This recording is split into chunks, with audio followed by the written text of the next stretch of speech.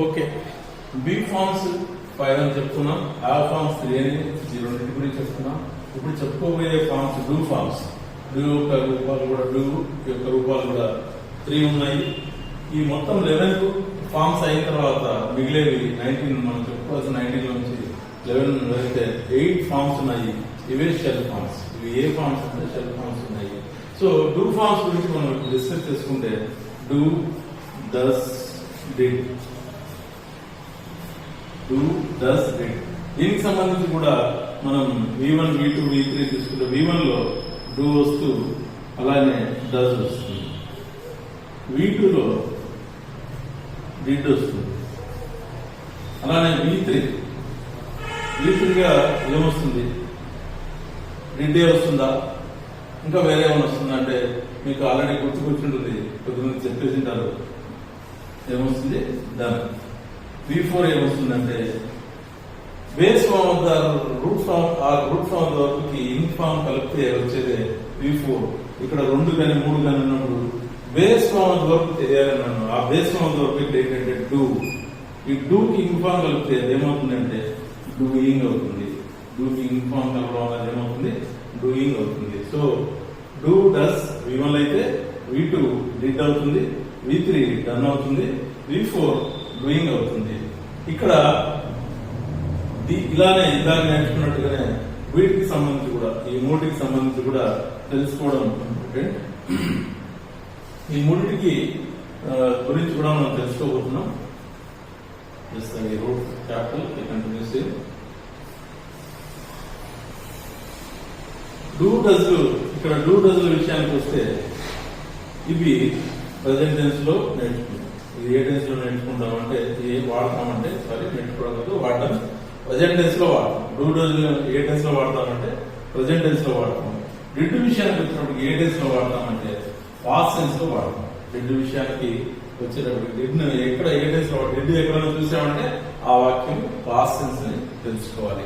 Do, does, డిడ్ల గురించి ఎవరికైతే మంచి గ్రిప్ ఉంటుందో డెఫినెట్ గా they feel very happy about writing ability and speaking ability in English. Most probably what I have the knowledge and what I heard. ఇక్కడ అంటే కొన్ని ఉన్నాయి భాగాలు గ్రామర్ లో, ఇది కూడా ఒక కన్ఫ్యూజ్ చేసేటువంటి ఒక భాగం. సో ఈ దగ్గర ఈ పార్ట్ లో మీరు ఈ మూడు వర్డ్స్ పైన మీకు ఒక ప్రాపర్ గ్రిప్ అనేది వస్తే జనరల్ గా మనం మాట్లాడేవన్నీ ప్రజెంట్ లోనే ఎక్కువగా ఉంటాయి. ప్రజెంట్ లోనే ప్రశ్నించాల్సి వస్తుంది, ప్రజెంట్ లోనే మనం ఆన్సర్ చెప్పాల్సి వస్తుంది. ఆ చెప్పేటప్పుడు కొద్దిమందికి ఎలా అంటే, ఉదాహరణకు దీనికి సంబంధించి చెప్పాలంటే యూ డోంట్ నో ఎనీథింగ్ అంటారు. You understood it very well, no doubt. You don't know anything అంటే అందరికీ అర్థమైంది, అతనికి ఏమీ తెలియదు. But whether this right or wrong అనేది హూ నోస్ అంటే who knows about these 3 they know very well. Definite గా వాళ్ళకి అది తప్పు మాట్లాడాడు, తప్పు చెప్పాడని గుర్తిస్తారు. ఎలా తప్పు చెప్పారని కొద్దిమంది పిల్లలు దీనికన్నా బేసిక్స్ లేని పిల్లలు డెఫినెట్ గా యూ డోంట్ నో ఎనీథింగ్ అంటే ఆల్వేస్ నేను రెగ్యులర్గా ఇప్పుడు వరకు వాడతా ఉన్నది తప్పని నాకు తెలియదు, ఎట్లా తప్పు అవుతుంది కరెక్ట్ అనే ఆలోచనలో మీరు ఉండొచ్చు. But it is wrong. You don't know anything అనేది ఎట్లా రాంగ్ అవుతుంది అంటే ఈ డూ గురించి మనకు తెలిస్తే అప్పుడు అది రాంగ్ రైట్ అనేది తెలుసుకోవడానికి అవకాశం ఉంటుంది. అసలు ఇప్పుడు చెప్తాం డూ, డస్ మనం ప్రెజెంట్ టెన్స్ లో వాడాలన్నాం. అలాగే ఇందాక చెప్పుకున్నట్టే ముందు వాటికి చెప్పుకున్నట్టే వీటికి కూడా డూ విషయాన్ని తీసుకుంటే డూని ఫస్ట్ ఆఫ్ ఆల్ ఏ టెన్స్ లో ట్రీట్ చేయాలంటే ఇందాక చెప్పాం. డూ, డస్ ఏ టెన్స్ లో వస్తాయంటే ప్రెజెంట్ టెన్స్ లోనే వస్తాయి. డూ అనే వాక్యంలో డూ అనే వర్డ్ కనబడిందంటే you should feel it as present tense only. Do present tense లో ఉన్నట్టే, డూ అనేది ఉందంటే. తర్వాత డూ అనేది ఏ నంబర్ తో అంటే ఏ subject, singular subject, plural subject, ఏ సబ్జెక్ట్ తో వాడాలి. ఇందాక మనం హ్యావ్ ఏదైతే రూల్ ఉందో అదే ఐతో పాటు ప్లూరల్ సబ్జెక్ట్ వాడాలి. ఇప్పుడు అర్థమైందా? అది మనం ఇందాక నేను చెప్పిన sentence he don't know anything అన్నా. హీ డోంట్ నో ఎనీథింగ్ అనేది రాంగ్ అనేది ఎలా రాంగ్ అవుతుందంటే ఏ సబ్జెక్ట్ వాడాలి? భూమి ప్లూరల్ సబ్జెక్ట్ వాడాలి. బట్ హీ అనేది ప్లూరల్, మరి ప్లూరల్ కాదు. మరి ప్లూరల్ కాదన్నప్పుడు అక్కడ ఈ డోంట్ అనేది డూ అనేది తప్పుగా వాడాము. డూ బదులు అక్కడ వాడాల్సింది ఈ డజంట్ నో ఎనీథింగ్ అని చెప్పాలి. బట్ కమ్యూనికేషన్ లో మిస్టేక్స్ అనేది కామన్ గా జరుగుతూ ఉంటాయి. బట్ వాటిని అంతగా పెద్దగా చూడరు. బట్ ఒకనొక స్థాయికి వెళ్ళినప్పుడు విద్యార్థి దశలో ఏ పెద్దగా ఐడెంటిఫికేషన్ ఉండదు, కానీ ఒక బాధ్యత ఉన్నటువంటి పొజిషన్కి వెళ్ళినప్పుడు అక్కడ ఆ స్థాయిలో మనం ఇలా చిన్న చిన్న మిస్టేక్స్ అయితే చేయకూడదు. పెద్ద పెద్ద మిస్టేక్స్ కొంచెం అన్ఐడెంటిఫైడ్ ఏరియాస్ లో చేసినా కానీ ఇంగ్లీష్ మాట్లాడడంలో అక్కడ అంత ఇంపార్టెన్స్ ఉండకపోవచ్చు. బట్ వెరీ ఐడెంటిఫైడ్ ఏరియాస్ లో మాత్రం మిస్టేక్స్ అయితే జరగకుండా ఉండాలంటే ఈ బేసిక్స్ పైన మీకు ఖచ్చితంగా పట్టు ఉండాలంటే మీరు నోట్స్ ఖచ్చితంగా రాసుకుంటూ 1-2 సార్లు 3 సార్లు చదవాలి. 1-2 సార్లు 3 సార్లు నా క్లాస్ మీరు వింటే మీకు దాన్ని ఇంకా మీరు అప్డేట్ చేసుకోవచ్చు. నేను చెప్పిన ఇంకా ఏదైనా బుక్స్ లో ఇంకా డిఫరెంట్ బుక్స్ లో ఇంకా డిఫరెంట్ ఎక్స్ప్లెనేషన్ ఉండొచ్చు, డిఫరెంట్ ఎగ్జాంపుల్స్ ఉండొచ్చు. You can update. Just I'm giving ఆ ఇగ్నిషన్ ఇస్తున్నాను అంతే. నేను ఐఎమ్ నాట్ టీచింగ్ ఎంటైర్ అని చెప్పలేదు, అంటే సిలబస్ అంతా నేను చెప్తానని చెప్పలేదు. నేను ఇస్తున్న ఇన్ఫర్మేషన్ మీరు బేస్ చేసుకుని ఇంకా మీరు మిమ్మల్ని అప్డేట్ చేసుకునే ప్రయత్నం చేయొచ్చు. బట్ స్కూల్ లెవెలే కాదు, కాలేజ్ లెవెల్ వరకు కూడా నేను చెప్పేది ఆటోమేటిక్ గా రిటర్న్ ఎగ్జామ్స్ వరకు సూపర్ గా సరిపోతుంది. దీంట్లో మీరేం అనుమానం పెట్టుకోవాల్సిన పని లేదు. ఇందాక చెప్పుకున్నట్టు డూని ఐతో పాటు ఐ సింగులర్ అయినా డూనే వాడాలి. ఐ డోంట్ నో అని కరెక్ట్ అవుతుంది. I singular, I doesn't know లేదు వాడు, ఐ డోంట్ నో అని కరెక్ట్ అవుతుంది. కానీ ఈ డోంట్ నో రాగైతుంది, ఈ డజన్ నో అనేది కరెక్ట్ అవుతుంది. వీటితో డూతో ఖచ్చితంగా డూని దేంతో వాడాలంటే ఐతో అయినా వాడచ్చు, లేదా రూరల్ సబ్జెక్ట్ అయినా వాడచ్చు. ఇంకా డూని అలానే యాక్టివిటీస్ గా వాడితే చెప్పాము presentation I do the work అన్నా ఉంటుంది. ఐ డూ ద వర్క్ అన్నప్పుడు డూ తర్వాత వేరే వర్క్ లేదు. ద వర్క్ అనేది పని, అది వర్క్ కాదు. Noun. I do calculating, I do writing, లేదా ఐ డూ వాచింగ్ ఫిలిమ్స్. అట్లా డూ తర్వాత అంటే అక్కడ ఉన్నటువంటి జెరన్స్ ఇన్ఫార్మ్స్ లో ఉంటూ జెరన్స్ గా వర్క్ చేస్తూ నౌన్ అంటే nothing but it is nothing but noun అనే చెప్పుకోవాలి. డూ తర్వాత వర్బ్ అంటూ వాడే పరిస్థితి రాలేదు. వర్బ్ అంటూ వాడే పరిస్థితి వచ్చినప్పుడు మాత్రం వర్బ్ ను వాడాలి. వర్బ్ లేనప్పుడు దాన్ని ఏమనాలంటే అది సింపుల్ ప్రెజెంట్ టెన్స్. అంటే ఐ హ్యావ్ ఎ పెన్ అనేది సింపుల్ ప్రెజెంట్ టెన్స్ అని ఎలా చెప్పాము. హ్యావ్ తర్వాత ఎలాంటి వర్బ్ లేదు. I have a pen, A verb లేదు, నౌనే ఉంది. అలానే ఐ డూ మై హోంవర్క్ అన్నాం అనుకోండి, ఐ డూ మై హోంవర్క్ అన్నాం అనుకోండి, అంటే డూ తర్వాత ఎలాంటి వర్క్ లేదు. కాబట్టి డూ అనేది ఏ టెన్స్ అన్నాం, ప్రెజెంట్ టెన్స్ అన్నాం. ప్రెజెంట్ టెన్స్ అన్నప్పుడు కంపల్సరీగా అది ఏ టెన్స్ లో ఉన్నట్టు ఐ డూ మై హోంవర్క్ అంటే సింపుల్ ప్రెజెంట్ టెన్స్ లో ఉన్నట్టు. ఒకవేళ వర్బ్ వాడాల్సి వస్తే, దాని తర్వాత వర్బ్ అంటూ వాడాల్సి వస్తే ఏ వర్బ్ వాడాలి? ఇప్పుడు మీ ఫ్రెండ్ అడిగారు, నువ్వు స్కూల్కి వస్తావా అని అడిగారు. అతనికి బాగలేదు, నేను స్కూల్కి రాను అన్నాడు. నువ్వు స్కూల్కి వస్తావా అని అడిగేటప్పుడు ప్రశ్న ఎలా అడుగుతావు? దానికి అతను ఆన్సర్ ఎలా చెప్తాడు ఇంగ్లీష్ లో? ఈ డూ ఫార్మ్స్ లోనే ఎక్కువగా కాన్వర్జేషన్ ఎక్కువ అవకాశం ఉంది. Do you come to school, do you come to school. ఈ వీటిని హెల్పింగ్ వర్డ్స్ ని సెంటెన్స్ ప్రారంభంలో పెడితే అది ప్రశ్న అయిపోతుంది.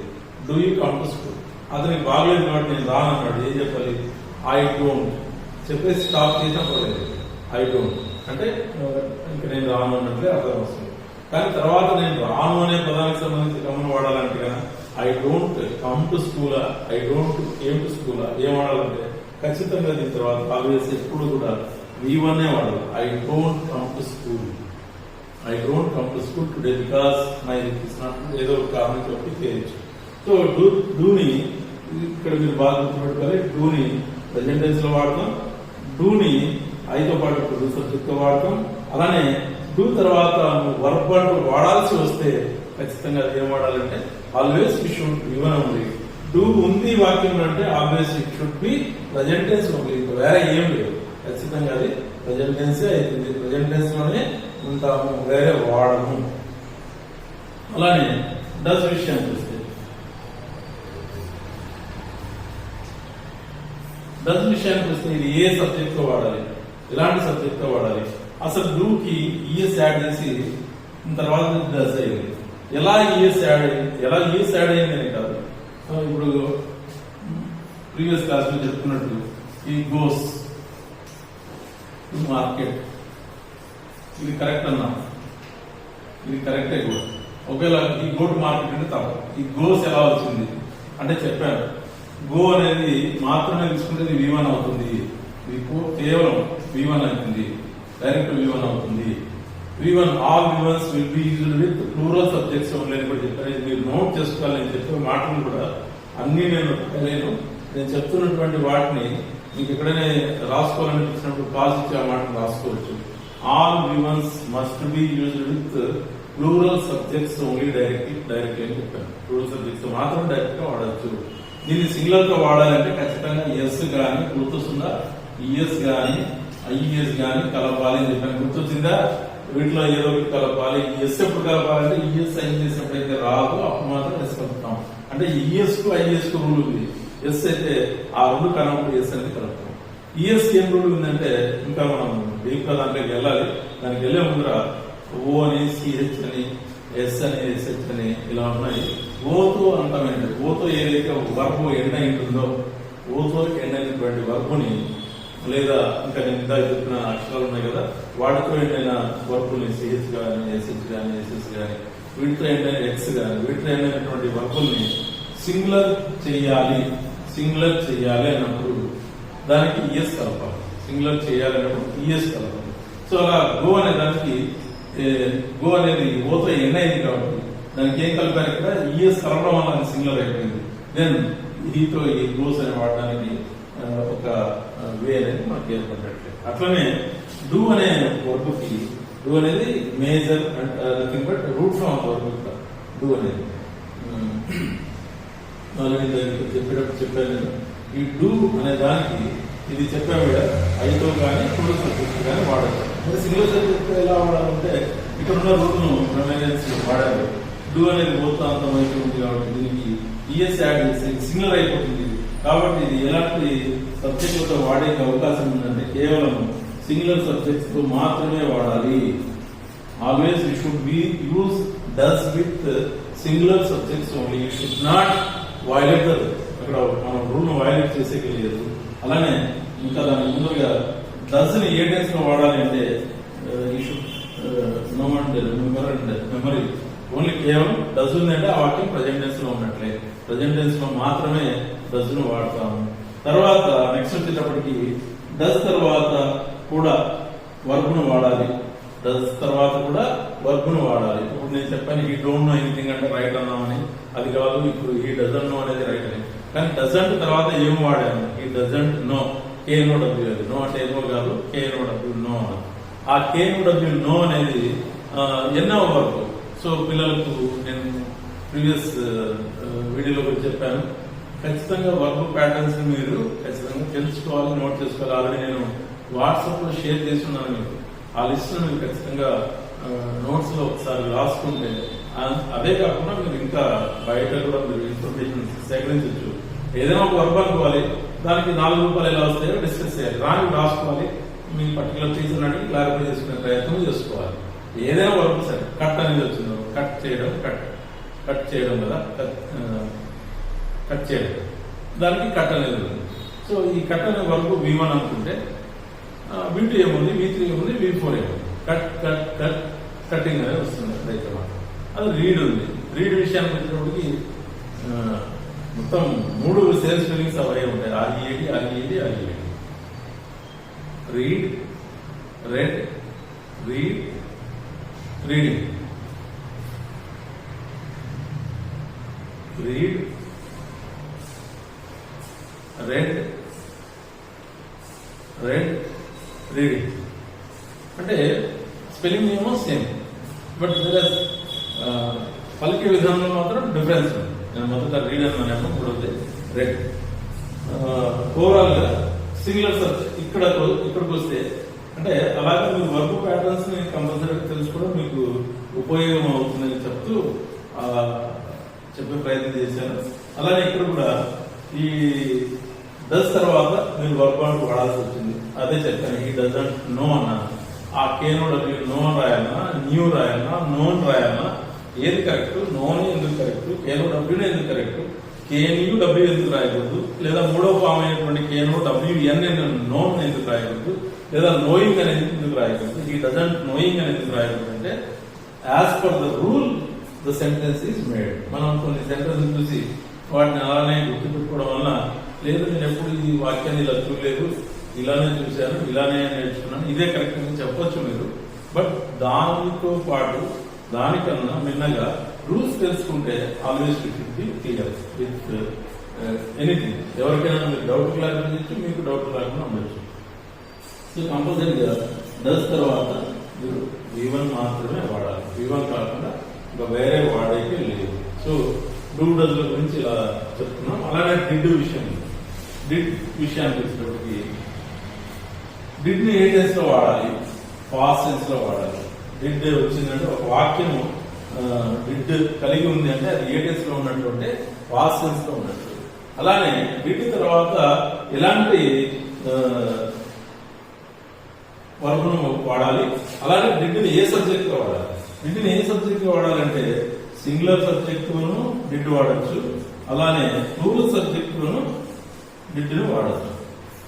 నువ్వు subject is not all important. ఇది సింగులర్ సబ్జెక్ట్ నేను అక్కడ ఐడెంటిఫై చేసినట్టు చెప్పినట్టు ఈ డజన్ ఉన్నా ఈ డూన్ ఉన్నా ఆ టెన్షన్ లేదు. ఇక్కడ సబ్జెక్ట్ ఏదైనా కావచ్చు. ఇంకా రెండు విషయాల్లో నువ్వు ఐ వాడు, ప్లూరల్ వాడు, సింగులర్ వాడు, యూ వాడు, వీ వాడు, దే ఏదైనా చెప్పు, no problem. Subject is not all countable.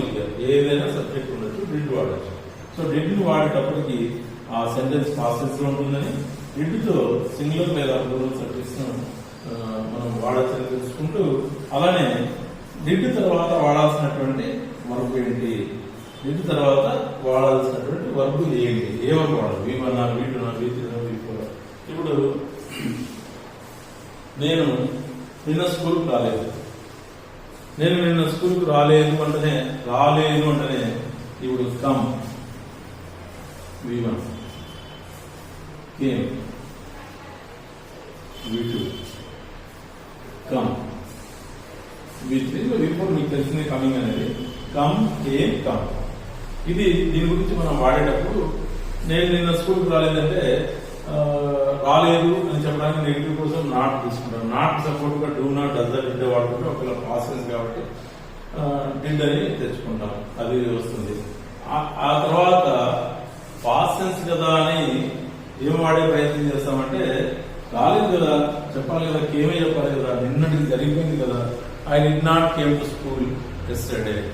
అసలు దీంట్లో కొద్దిమంది యాక్సెప్ట్ చేయరు. ఎస్టర్డే ఉంది, నిన్న తెలియజేస్తుంది, లాస్ట్ మంత్ ఉంది, లాస్ట్ వీక్ ఉంది, లాస్ట్ అవర్ ఉంది. గతానికి సంబంధించినప్పుడు ఖచ్చితంగా అక్కడ మనం వీటునే వాడాలి కదా అనే ఫీలింగ్ ఉంటుంది. ఎప్పుడైతే డిడ్ ఉందో ఆ వీటు కాస్త ఏం కావాలంటే ఖచ్చితంగా V1 వాడాలి. I did not come to school, V1 వాడాలి. I did not come to school. ఇప్పుడు నువ్వు పే చేయలేదు, నేను పే చేయలేదు. I did not paid the amount, I did not pay the amount. నేను చేయలేదు అని చెప్పినప్పుడు పెయిడే మనకు మనసు చెప్తుంది, పెయిడే రాయాలని అని అట్లా అనిపిస్తుంది. కానీ I did not paid money అంటే అక్కడ ఏమర్థం వస్తుంది? రూల్ అర్థం కాదు, రూల్ తప్పినట్టుగా వస్తుంది. ఎందుకంటే డిడ్ పాసెన్స్ అయితే పెయిడ్ కూడా పాసెన్స్, డబల్ పాసెన్స్ వస్తుంది. డిడ్ ఆల్రెడీ పాసెన్స్ కాబట్టి డిడ్ తర్వాత ఖచ్చితంగా మనం ఏం వాడాలంటే V1 వాడాలి కాబట్టి I did not pay the amount. అలా డూ డస్ గురించి క్లియర్ గా తెలుసుకోవడంలో ప్రధానంగా ఇవి ఏ టెన్స్ లో వస్తాయి, డూ డస్ ఏ టెన్స్ లో వస్తాయంటే ప్రజెంట్ టెన్స్, డిడ్ ఏ టెన్స్ వస్తుందంటే పాస్ట్ టెన్స్. ఇంకా ప్రధానంగా దీని తర్వాత ఈ మూడింటి తర్వాత ఎల్లప్పుడూ జీవితాంతం మీరు V1 వాడాలి. V1 కాకుండా వేరే వాడకూడదు. Always they take only V1 if the main work is needed. Otherwise they don't accept any other works. Main work అంటూ వాడాల్సి వస్తే ఇంకా సింపుల్ గా యాజ్ ఇట్ ఇస్ గా వాడితే ఇది ప్రజెంట్ టెన్స్ లో ఉన్నాయి కాబట్టి అది సింపుల్ ప్రజెంట్ టెన్స్ అవుతుంది. ఇది పాస్ట్ టెన్స్ కాబట్టి సింపుల్ పాస్ట్ టెన్స్ అవుతుంది. ఇంకొకసారి చెప్తున్నాను, మెయిన్ వర్క్ అంటూ వాడితే ఆ మెయిన్ వర్క్ ఏం రావాలంటే కంపల్సరిగా V1 రావాలి. It's most important. It's most very very very very most important. ఇక్కడ ఈ చెప్పిన బిడ్డకి చెప్పిన ఇందాక కన్ఫ్యూజన్ మీరు there is a scope to have. అదే తొందరగా క్లియర్ కాదు. ఎందుకంటే నిన్న మొన్న లేకపోతే నిన్న సంవత్సరం నిన్న నెల ఇలా మీనింగ్స్ లో మనం ఏం చేస్తామంటే జనరల్ గా వీటుకే వెళ్ళిపోతుంది మనసు. కానీ అక్కడ డిడ్ ఉంది, డిడ్ కంపల్సరీగా వీటిని యాక్సెప్ట్ చేయదు, ఓన్లీ V1 మాత్రమే యాక్సెప్ట్ చేస్తుంది అనేది మీరు గుర్తు పెట్టుకోండి. అలానే వీటిని అన్నింటినీ మీరు ఒక ఫింగర్ టిప్స్ లాగా గుర్తుపెట్టుకునే ప్రయత్నం కూడా చేయాలి. వీటికి సంబంధించిన రూల్స్ ని ఒకసారి మనం అనుకుని తర్వాత షెల్ ఫార్మ్స్ సంబంధించి, అంటే షెల్ ఫార్మ్స్ అంటే షెల్, విల్, కెన్, మే, వీటికి సంబంధించి 4 నేను షెల్ ఫార్మ్స్ అని చెప్తున్నాను. అంటే యాక్చువల్గా 4 షెల్ సంబంధించి కాదు, ఏదాకా ఇండివిజువల్ అది. షెల్ షుడ్ వస్తుంది, విల్ షుడ్ వస్తుంది, కెన్ కుడ్ వస్తుంది, మే మైండ్ వస్తుంది అనేది వాటి యొక్క పాస్ ఫామ్ లాగా వాటిని 8 ఫార్మ్స్ తీసుకుంటాం. వాటి యొక్క usage individual, shall usage individual, will usage individual, can usage individual, may usage individual. So వాటిని మనం నేర్చుకునే క్రమంలో వాటి యొక్క ప్రాధాన్యత వాటికి ఉంది. సో ఇక్కడ వరకు నేర్చుకున్న దాంట్లో కూడా ఈ బేసిస్ పైన మీ అందరికీ పట్టుకుంటూ చాలా చాలా గాడ్ బ్లెస్ యూ.